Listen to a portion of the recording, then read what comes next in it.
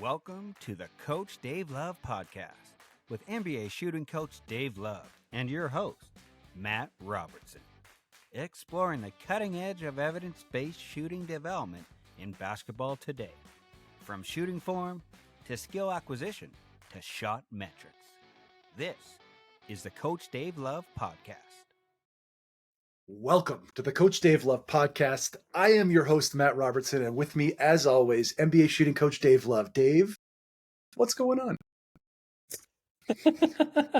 You're doing it just to mess with my brain now. So full transparency. This is second game of the doubleheader. Is this the first time we've recorded back-to-back podcasts? We've done it one other time. Okay. And early. So first time in a long time. And I'm kind of excited about the topic. We're not going very deep. We're going very broad, but the kind of questions that I think a lot of people kind of want to hear the answers to. So 1 feet deep, 1,000 miles wide. That's where we're going today, which is, admittedly, a massive departure from the last episode where we went 1 million miles deep and 1 inch wide. Right. And is that a music lyric or is that a common saying, or did you just come up with that now? And it's I think I'm misquoting the sort of framework of it. Inch deep and mile wide, I think, is sort of the standard. It hasn't made it into my lexicon, but then as soon as you said it, I was like, I obviously know exactly what you mean, and I feel like I should have my way of saying that, and I should be working that in more often. It's somewhere up there on the wall of books behind me. David Epstein has a book called Range, and he talks about how we all should have a couple of different topics that we can go deep on, and he calls it like an N shape as opposed to having a T-shaped personality where you know a bunch of stuff and then there's one thing you can go deep about. So we want to be an N or an M shape, right? Couple topics we can go real deep on. That makes sense. My joke to my daughters, and I think I've shared this a couple of times, is that I know a few things about a lot of things, which is the antithesis of what you're saying. That I can go a little bit deep on many things, but it came out of I'm probably not even an inch deep because I, as a kid, this is very embarrassing for me to admit, but as a kid, I had the Guinness Book of World Records for probably around 1989. So I would have been in 9th grade or 10th grade.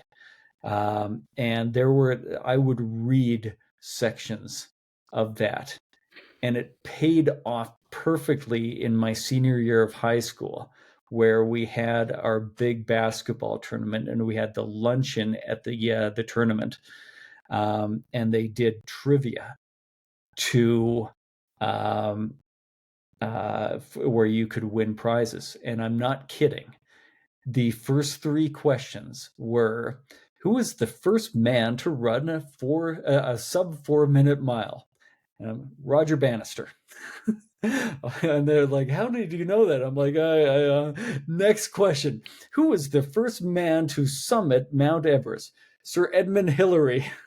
Okay. How did you know that? Who was the first, oh shoot, I'm not going to get the question. The answer was Gary Player. Is it the first non-American to win the Masters? Was that the question? I think that was the question, but the answer was Gary Player. And then the final question in this string was, at the time, what NBA player had the highest salary? And it just happened to be my guy, Larry Bird. And who was not the common favorite player of a lot of people in 1990. That if anything, he was sort of punchline of a joke, because everybody was enamored with a younger Michael Jordan and his athletic ability. A hobbled Larry Bird was not highly sought after as a hero. Bill Simmons calls that the back brace years, which were very tough, and you could still pass and shoot with the best of them, but just couldn't move. I obviously missed that era, or not obviously, sorry. I kind of missed that era of basketball and see the highlights, but unfortunately, that was my only Larry Bird era. Like, I became a fan in about 87 or 88, and it was the Larry Bird Dominique Wilkins game that made me a fan of Larry Bird. And if you don't know that game, just YouTube Larry Bird Dominique Wilkins fourth quarter, and it's wonderful. But then from then on, he was a shadow of what he apparently was before that, but I didn't get to witness that live. I still have a lot of great Larry Bird memories, though, because even with the back brace on, he was incredible. Just basically Luka with less dribble moves, right? Like that was the kind of archetype. All the passes, all the shots. Yep. Probably a better rebounder, a more active defender, but well, I shouldn't say better rebounder, probably equal rebounder, but more active defender. Yeah. Okay, I want to talk trivia just for 2 more seconds before we had a run where this has actually been Matt and Dave on trivia. Thanks for tuning in. During the pandemic, Jeopardy was on Netflix, and wifey and I had a run where we watched just a bunch of episodes in a row. And man, I am the same way in that I used to read the back of the cereal boxes as a kid, and the newspapers, and just all the things, and have a bunch of useless knowledge that is useful only in the setting that is like Trivial Pursuits, and that's about it. You know what I mean? And you become very adept at working those little nuggets into conversation so you can appear smart for a second, or nerdy. Maybe not smart, but where you recognize it. Oh yeah, I can get Edmund Hillary into this conversation with just like one carefully worded anecdote here. And I'm trying to think of who the actors were, but there was 2 actors who were doing junkets together who were like, okay, you got to try to work this word into your interview this time around. And like, that's the peak of, so if Dave, you and I are in a social setting and I'm like, buddy, you gotta get Roger Bannister in there somewhere. That's the peak for me. It's just like such good inside humor when it happens and nobody knows what's happening. I love it. You love it. And that's it. It's the best. Yeah. Agree. Okay. We've been going for too long now on useless trivia, and now let's go on useful trivia, because Dave, there are some hot button debates we want to talk about. I know that you have had some strong opinions on a number of these. So do you want to set up the episode? Yeah. So we're going to talk about what we think is sort of the 5 biggest Twitter debates regarding shooting form out there. And we were talking, you and I, before we started about my answer for all 5 of these. We could boil this down to our shortest podcast ever and just say, it depends as my answer for each one of these questions. And when I started, when I was young as a shooting coach, I would have had really strong opinions about all 5 of these. And now with experience, you've learned, or I've learned, to be flexible and understanding that, okay, what really matters about these topics, and when are they concerning, when are they not concerning, and so yeah, really the common thread in all of this is going to be the answer's kind of in the middle, but I'll try and give you my opinions on both sides so that we have a greater understanding of why some of these things matter and why they might not in different situations. Okay, Dave, that's great. Thank you for the setup. Let's go to the first one. Turn of the feet. All right, so what are we talking about here? There's the debate about, should we point 10 toes to the target, or should we have a turn of our feet where if we're a right-handed shooter, our feet are pointed to the left of the target? I would, in a vacuum, especially young in my career, be a 10 toes to the rim person. And I still am to a degree. Where I think we're missing the point on this argument is it doesn't really matter where the toes are pointed. It matters where the energy is flowing from the feet. And so if your energy are creating feet at the target, good. If your energy are creating feet away from the target, not as good. And this can happen in a bunch of different ways. For new listeners, can you just simplify a little bit or talk a little bit about your concept of energy, just what you're referring to when you say that? Okay, so there's only two directions of energy that help you make shots. When your body's moving, it's creating energy that we give to the basketball, and the only two directions that help you make shots are energy at the target or energy straight up in the air, or combination of those two. Those two directions are positive energy. Negative energy is energy flowing any other direction, because if you back up far enough, that energy is eventually going to be moving away from the rim. And if we're giving that energy to the ball, we're effectively pushing the ball away from the rim. We're causing the ball to miss. We want to reduce negative energy, and we want to create as much positive energy as we can. So, Coach Dave, shouldn't 10 toes at the rim always create the most positive energy for us? I believe so. But then we just have to be understanding of the fact that comfort does play a role in shooting. And so if a player is comfortable getting 97% on their math test, like if they can comfortably get 97% on their math test, or I can cause them to have a nervous breakdown, but they get 100, which as a parent would you like? I would rather my kid get the 97 and not be crying in bed every single night. And so how much we turn our feet is kind of that example. So when you rock up onto your toes, like on a free throw, if your feet don't leave the ground and you have your feet pointed on a 30-degree angle at 11 o'clock on the clock, you rock up onto your toes, your center of gravity will be moving up. That's good. Will be moving slightly forward. That's good. And slightly to the left. Not as good. Okay. If your feet are pointed at the target and you rock up onto your toes, your center of gravity is going to be moving at the target, or up in the air and at the target. Okay. Both those things are helping us, which means while our hand is trying to snap forward, up and forward as we're releasing the basketball, our center of gravity is lifting that whole mechanism up and forward. So those two things work together. The hand motion and the direction the center of gravity is moving are working together.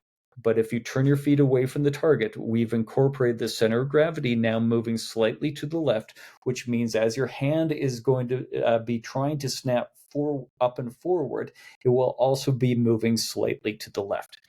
We're talking about a small amount of energy. And so am I worried about it if it's your center of gravity moving half of an inch? No, I'm not. Am I worried about it when you jump in the direction of your feet and your right foot or your left foot lands a foot and a half to the left of where it started? Now your center of gravity is moving a foot and a half to the left as you're trying to shoot. You're effectively moving the hoop a foot and a half to the right. You're making the hoop a moving target laterally by doing that, and so we just have to be aware of how the change of the angle of the feet can affect the energy created, among other things. I haven't even gone into the way that it changes the spine angle or the way that it changes the ball path, but I find all of those things that we've measured with shot metrics to do with the turn of the feet have been negative from the turn of the feet. If you want more information on the spine angle piece, you can tune into the episode that I think was last week on posture. And if you want ball path, that's going to be a future shot metrics episode. So stick with us. Outside of the comfort piece, is there any other reason to have a turn of the feet in the jump shot? The people that advocate for it are probably going to say it reduces the tension in your shoulder. Sure. If I'm being critical of that idea, I would say is there really tension, or is it just you're uncomfortable? If you're used to having your feet turned and I asked you to get your feet square, would that feel different? And then you're labeling that as tension. Then I always go back to, if I swung my golf club in a comfortable way, an exclusively comfortable way, then I would hit everything to the right.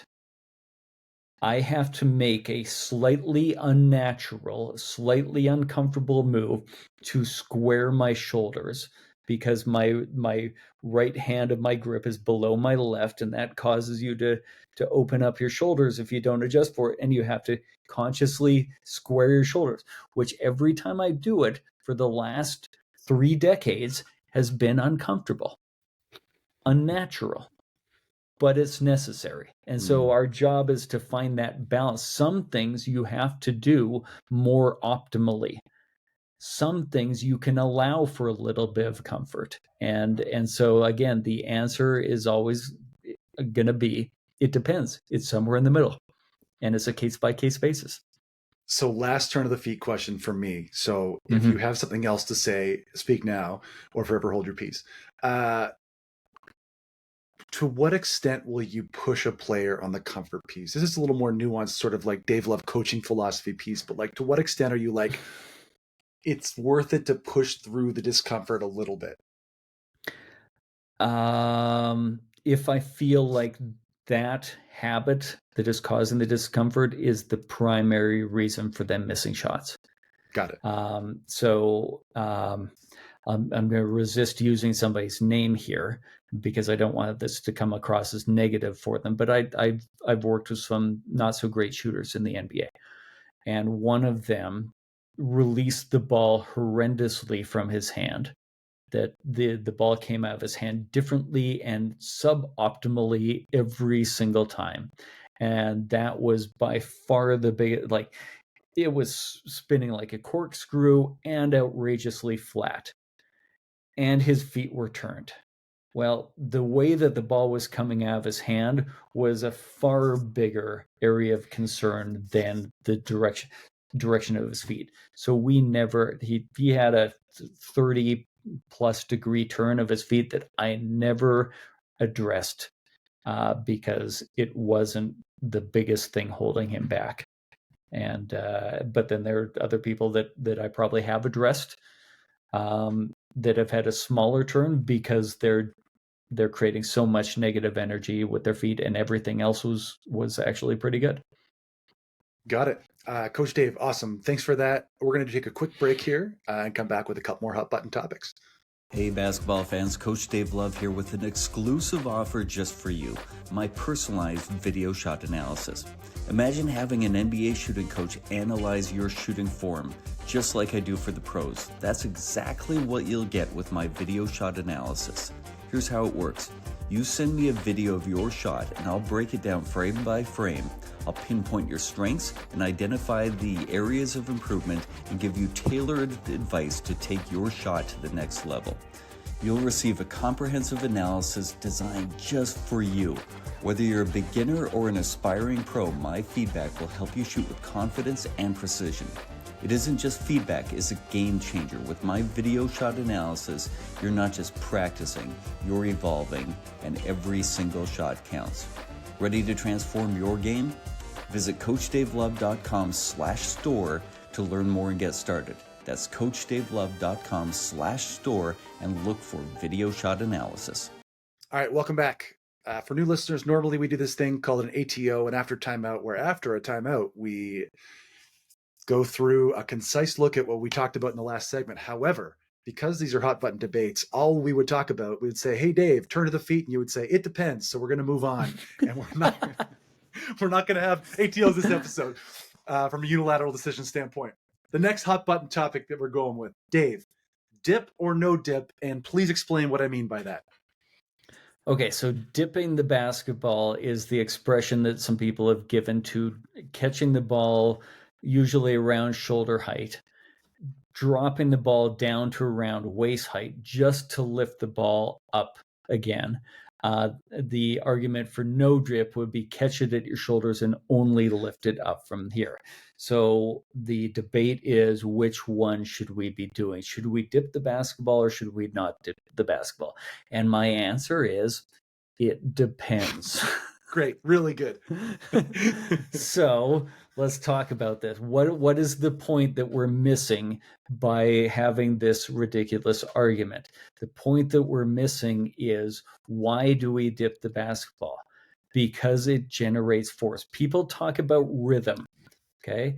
I think we're missing the point when we talk about it. It helps somebody generate their natural rhythm. Well, what if they don't get their natural rhythm on that particular shot? Good shooters don't have just one natural rhythm. They have multiple different solutions. Okay. We would like multiple different solutions again. So am I saying always am I arguing one side or the other? No, I'm trying to be clear about what is the purpose of the dip. The dip should be in order to get the ball low enough to generate the necessary power for that particular shot. If you're shooting from farther away, or if you're a smaller player, or both, you probably need more room for the ball to be moving up in order to generate more force to get the ball to cover the distance that you're going to be shooting on that shot. So if you're of greater distance or a smaller player or both, you'll need the ball to be lower. How low? It depends on how much time you have, how strong you are, and how far you are. There's no set answer here, and yet we keep wanting to give, you should always dip the basketball, you should never dip the basketball. There is no one answer. There's every answer between those two, given the possible situations.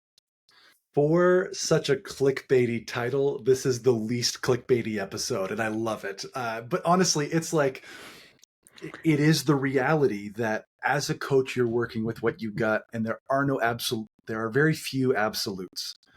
Do not punch your teammate is an absolute. I'm pretty sure. You know what I mean? Like, there are very few true absolutes when we talk about skill development. I have seen Klay Thompson hit a three catching the ball from his knees on the left. I have seen Klay Thompson hit a three catching the ball at his forehead and just staying at the set point through a shot. And I've seen that happen. Like, I'm sure one is slightly more comfortable for him, but otherwise, there's no perfect way or no ideal way for him to do that. So on the flip side of the argument then is, if defenders closing out on you, you have no time. You are 6'9" and 220 pounds of muscle, and you're already a great shooter. Thus, the person is closing out at you hard. There's 0.4 seconds on the shot clock. You've caught the ball around your set point. The advantage of not dipping now is you don't have to move the ball from point B down to point A just to return it to point B and then move to point C after that. It's a more efficient movement. It just requires an incredible amount of physical strength to be able to do it consistently and do it well. You also need to be a pretty accomplished shooter. it's a challenging shot, but it's another weapon that helps players. That if you're already a good shooter, well, if you did dip the basketball in that scenario, then the shot was going to get blocked, or the shot clock was going to expire. You didn't have the time. You were more efficient, which allowed you to be able to get that particular shot off. You just better be able to be strong enough to get the ball there. Can I tell you a very brief story about the time I learned that Please. lesson? I was standing in the corner of a professional basketball game, wide open. The pass was a little delayed getting to me. It got to me, and there was a large 6'8" athletic person closing out on me. And I went through my normal shooting motion, and he took off from like a foot outside the key and swatted that poop into about the third row. And I went, oh yeah, I probably should have rushed it a little bit or pump faked one slide step and away. But in that moment, I went through my normal optimal shooting rhythm, which was not the right one for that specific moment. Well, and there was an informal, I don't want to use the word study, observation that a young shooting coach did, which I think the world of this person. I don't want to name them out of respect because I don't want to come across as being condescending. But they argued that a ridiculous number. A ridiculously high. I'm not questioning the number, but they just said like, watch 12,000 NBA threes, like a big number of threes. I believe they did. And there were something like 3 that included or included no dip. And what I worried when I saw this was that people would argue that, oh yeah, 99.999% of the time we dip we should always be dipping the basketball. And what was left out of the informal study was all the times that shots didn't get off or shots got blocked because there wasn't the time. That would have been the opportunity to not dip the basketball, but because the player is so comfortable dipping, or the players are so comfortable dipping, that they didn't even get those opportunities, and we didn't even count those in the study. So we just need to be aware this is all of these things are nuanced. It's more than just a black and white answer, and we just have to fully understand all of the nuances. No, I totally appreciate that, and thank you for the look at this subject, Dave. Let's go to the next. Let's go to the next topic here. Do you have anything else to say on dip or no dip? Done. Awesome. I want to say deal or no deal every time I look at that, which you are the weakest link. Goodbye. Which finger on the middle of the ball in the shooting motion is the next question. So this is a fun one because I have a player in particular who swears that the middle finger is the perfect one for it to come off of. He's a pretty good shooter. It's the most comfortable for him. Tell me why he's wrong, Dave. Well, you're arguing about 2 different things. So we're talking about which finger's on the middle of the basketball, and he's talking about which finger the ball is coming off of. And those are 2 different things. Yeah, and that is so true. They hopefully are related, but they're not always going to be related. Thus, my answer is, it depends. Crushed it. So let's go with the greatest shooter of all time. People are going to have a similar kind of view as the player that you just talked about and say, well, Steph Curry, the ball comes off his middle finger, therefore therefore his middle finger should be on the middle of the basketball. Well, hold on a second. Look at his set point. His middle finger is probably, if we were to imagine the ball being a clock and we're standing behind him looking at that clock, his middle finger is probably around 5 o'clock on the clock. It's not underneath the middle of the ball. The index finger is closer, but it's not underneath the middle of the ball. And then he pronates his hand through the ball as he's shooting. So effectively, at that set point, he is generating force into the ball as the ball is starting to accelerate. And he is in a position to push that ball to the left because his hand is underneath the right side of the ball. And that pronation move is a self-correcting move that essentially pushes the ball back to the right to cancel the first mistake out. And they're both very small, but they're not the optimal movement to be made. So yes, the ball comes off of his middle finger, which should push the ball slightly to the right because he was out of position earlier in the shot, and we all will be. But if we're looking for like the optimal position, it's not going to be a move that causes pronation or a move that involves pronation of the hand. I've got a great video, and I posted on I haven't posted it in a while, but I should get back to like posting it every 3 months or so on social media, where Klay Thompson at his set point has the index finger perfectly underneath the middle of the ball, perfectly parallel to the target line, or at least as perfect as my eyes can tell. And then lifts through, and you can see his index finger staying underneath the middle of the basketball. That would be the optimal. But we just have to understand, when does it really matter? When do we control the best? I don't think we control the release of the ball from our hand very well. So I'm not too worried about how did the ball come off, which finger did it leave last. I'm worried about which finger's underneath at the set point, because I believe that's where, as a shooter, we have the most control over our shot. And the real skill of shooting is making these tiny little adjustments as we're releasing it.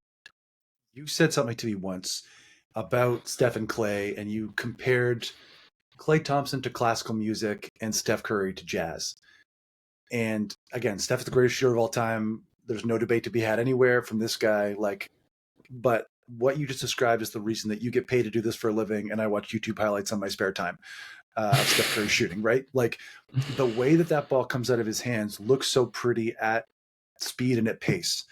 When you slow it down to the rate that you're slowing these things down to, that is a quote unquote mistake, and another mistake that's correcting for it. You know, like those are two different. What you see and what I see are two very different things. Can I give you a glimpse into shot metrics and nerd out a little bit? Please. Okay, so Steph Curry, I haven't had a chance to measure the way that he releases the basketball, but I can almost guarantee he has a negative EX and a negative EY rotation. You mean EZ and EY? Yes, sorry, EZ and EY. So the right side of the ball, the axis of rotation is tilted away from him and down.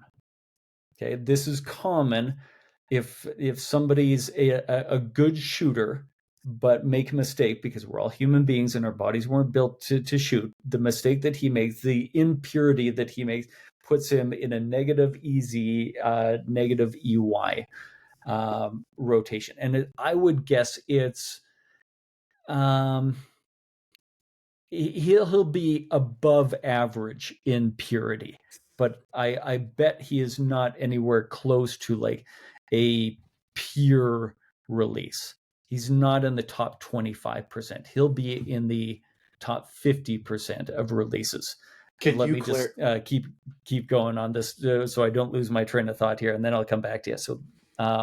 So he has a slightly impure release. That release causes this rotation, impure rotation, and that impure rotation is also going to cause a slightly curving ball.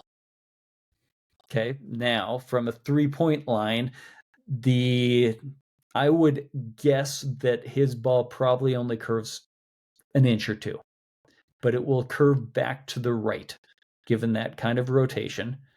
And his hand is in a position to push the ball at the beginning of the shot slightly to the left. And so all of these things, like, he's just figured out how to synchronize all of these slightly more complex movements. And he's not making any big glaring mistakes. He's just like above average. at all these different things and then otherworldly at controlling them. Whereas I bet Klay Thompson has more pure rotation. His release quality would be slightly higher. His ball will shoot a little bit straighter, and that he won't require that compensation. But that's like, I hope your brain is exploding. So yeah, I have 6 questions that I know I shouldn't ask at this point, but basically, from 30 feet away, if Steph Curry shot the ball in a line, it would land on the right side of the line. Well, no, it would, because he's releasing it to the left, it would land on the line with a slight right-hand curve. Yeah, I would say from 30, he's probably only at like 3 or 4 inches of curvature. That's insane. But yeah.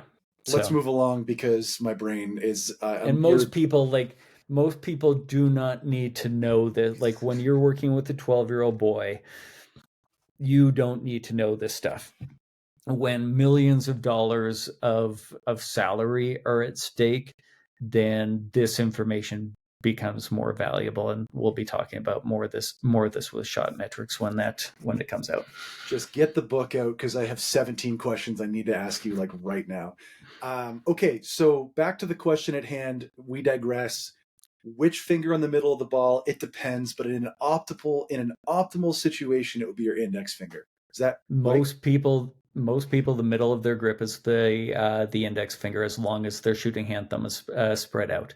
And so you'll get people that, like, I think Dame has his middle finger underneath the middle of the basketball, but his thumb is narrow, but he can get away with that because his hands are fairly big. We don't want to encourage somebody who's 5'8" with the average size hands of somebody who's 5'8" to have a narrow thumb, because your hand will not control the ball as well. We want to spread that thumb out, and when you spread that thumb out wide, the index finger becomes more the middle of your grip. We want the middle of your grip underneath the middle of the ball. Coach Dave, as always, let's go to break, and we'll come back with 2 more pressing hot button questions, debates. Hey there, basketball fans. Coach Dave Love here with an exciting opportunity to revolutionize your shooting game. Introducing my exclusive shot development systems: Pure Release, Consistency and Balance, and Fluidity and Arc. Each system is designed to target key aspects of your shooting technique, transforming you into a more effective player on the court. Pure Release focuses on perfecting your shot release. Consistency and Balance enhances your stability and accuracy, and Fluidity and Arc works on your ball path and trajectory of your shot. Find out the drills and progressions that I use with my NBA players to improve these important habits. Can't decide which one to choose? No worries, grab the bundle and get all 3 systems at a fantastic value. It's a complete package to elevate every part of your shooting game. And there's a special deal for all my podcast listeners. Use the promo code PODCAST20 at checkout to save 20% on any of the shot development systems. Don't miss this chance to train like the pros. Visit CoachDaveLove.com/store and take your first step towards shooting success. That's CoachDaveLove.com/store. Welcome back. Coach Dave, next question. Low set point versus high set point. Give it to me, because I've had one person in particular text me a dozen times in the last year about how this NBA player and this NBA player and this NBA player and this NBA player have low set points, and maybe I should also have a lower set point. Do you mind me asking who some of the examples were that they gave? Trae Young, Kyrie Irving, oh, my brain just broke. Trae is a great example with that. Like, he's probably the most common. And so let's kind of define the parameters. What I tend to use as like the measuring points for a low set point would be where the finger is in relation to the face. And so when I talk about you've got a low set point, your set point is below your chin. When we get to that change of direction out of the lifting of the motion and into the shooting motion, your index finger or your finger is below your chin level. When I say your set point is below your chin, I would like a set point to be above our nose or above our eyebrows. Why? because that gives us the most room to adapt. Okay. One of the ways that we can adapt is by lowering our set point so that we can get more distance. And so a low set point to me is that set point sort of below the nose, around the mouth level, with the finger around that position, which is probably where Trae Young tends to be.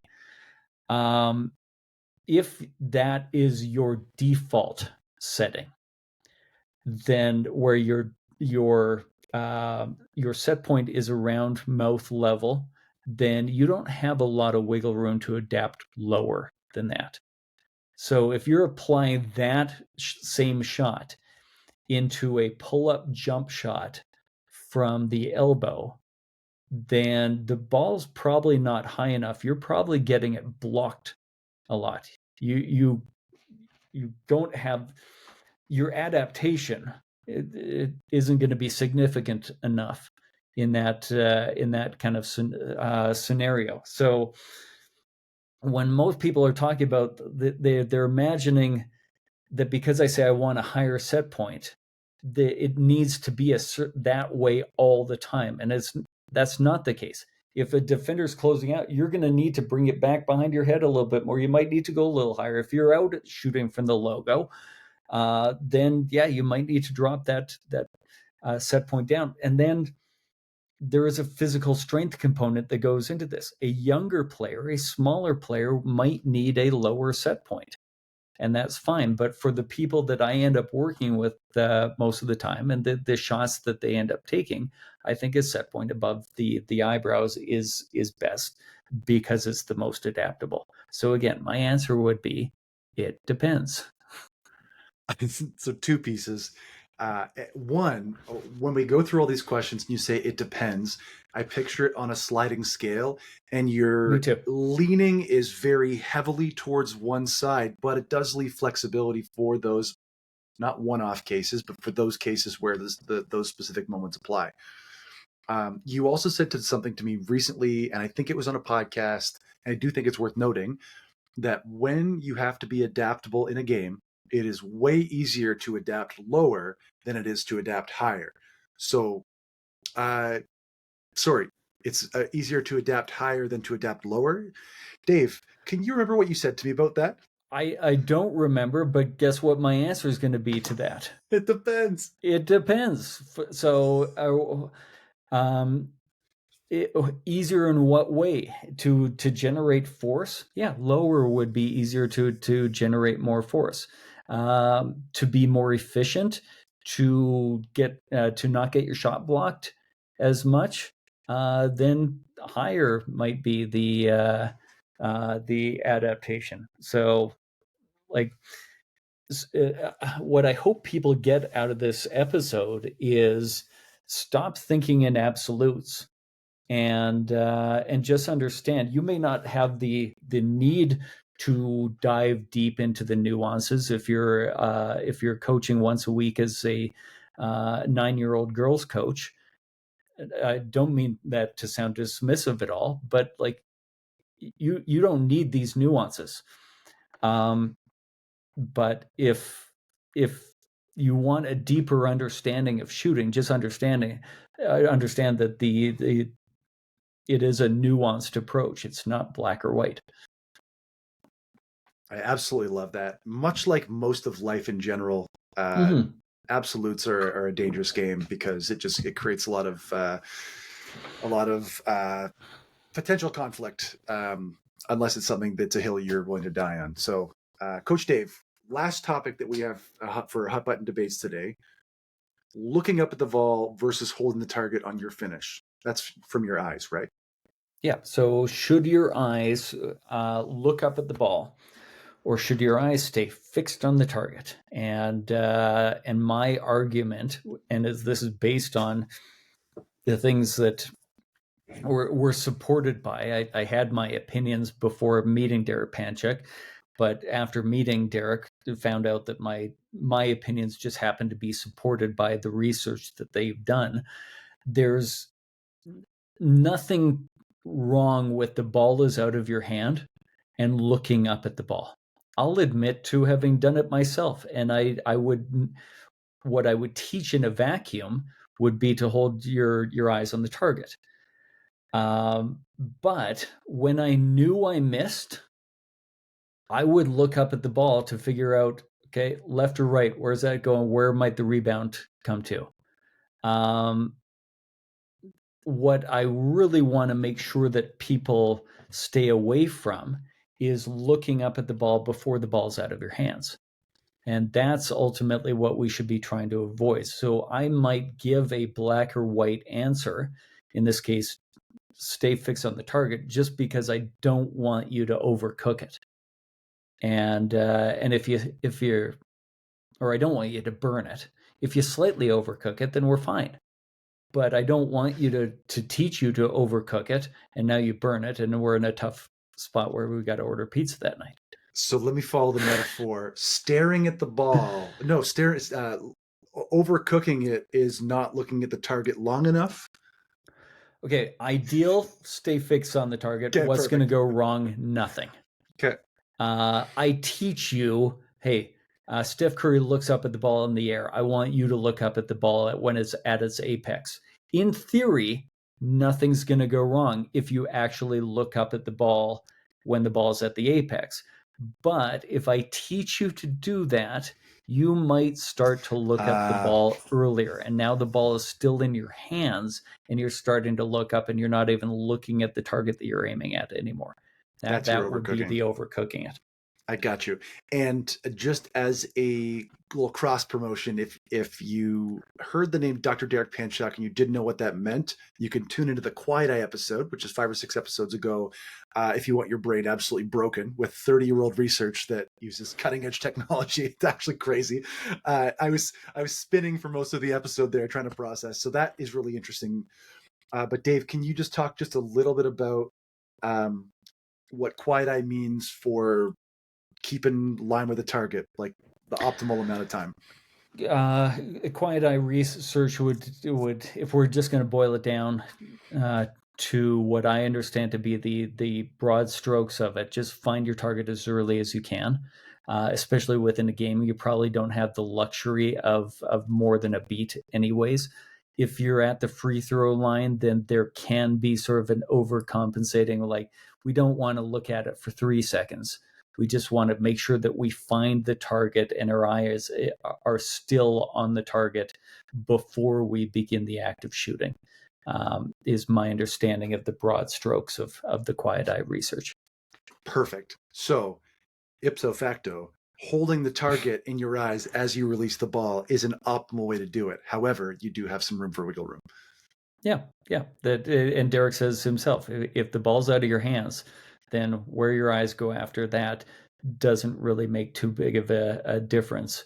But we are courting potential disaster by looking earlier and earlier. The one anecdote that really stuck with me, and I think about a lot actually, is the female professional golfer who was putting, and they asked her what her routine was, and she said, I look at the hole, then I look down at the ball, then the hole one last time, and then I look at the ball, and I maintain my view on the target on the ball the whole time. And when they did the work, they said actually she looks at the putter as it draws back, and that is where her eyes go. So subconsciously, she thought she was looking at the target, but if you said it's cool to look at the ball, subconsciously you might be looking at the ball. Yeah.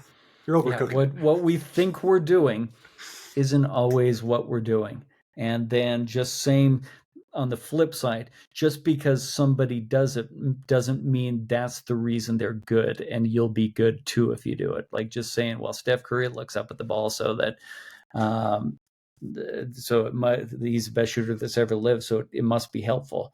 No, it could just be something that might hold him back, but he's talented enough to be able to compensate, and you might not be. The problem with that thinking is that Steph Curry also pronates his wrist on the way through the release, as we talked about earlier, and I should probably be doing that too, right, Coach? Oh my goodness, Matthew. Yeah. Okay, so not to fall down that rabbit hole. Anything else you want to mention on this topic or the previous topic that's come to mind before we kind of wrap up? I think we've done a serviceable job of covering some of the hot button, and I just want to make sure people understand it's not black or white on any of these things, or really anything involving shooting. That you need to understand the nuances of all of these ideas. And yeah, I feel like I'm rambling. So let's wrap up the episode, Matthew. Never rambling, just sharing your thoughts, which I always appreciate. Coach Dave Love, please tell the people where they can find you if they have any thoughts, questions, or rebuttals on the things that you just talked about today. Best places are going to be if you go to my newsletter on coachdavelove.com, sign up for my newsletter, and you will immediately be given a free gift. Plus, I will send you mountains of free information through my newsletter, plus sales on products that aren't available to anybody except for the people on my newsletter. And when you get those emails, you can reply to them, and the replies come to me. So that's going to be a great way for you to get in touch with me, or on social media at Coach Dave Love on Twitter and Instagram are the by far the best ways. Don't try me. I think I have a Snapchat. I don't believe that I've used it in many years. I can't remember if I started it. Even if I have Instagram and Twitter. I think there's a Coach Dave Love TikTok, but you'll probably see 2 posts on there. No, I'm going to just chamber all those things and stay on target. You can find me on Twitter at Coach Matty Rob. You can find me on LinkedIn at Matt Robertson. Thanks for coming out today and sticking with us. Please rate, review, subscribe, tell a friend. It all really helps. And thanks for sticking with us till the end. See us next week. Thank you for joining us on today's episode of the Coach Dave Love Podcast. To stay up to date with our future episodes, please remember to hit the subscribe button on your favorite podcast platform. Don't forget to sign up for Coach Love's free shooting newsletter on CoachDaveLove.com, and be sure to follow him on social media. You can find him at Coach Dave Love.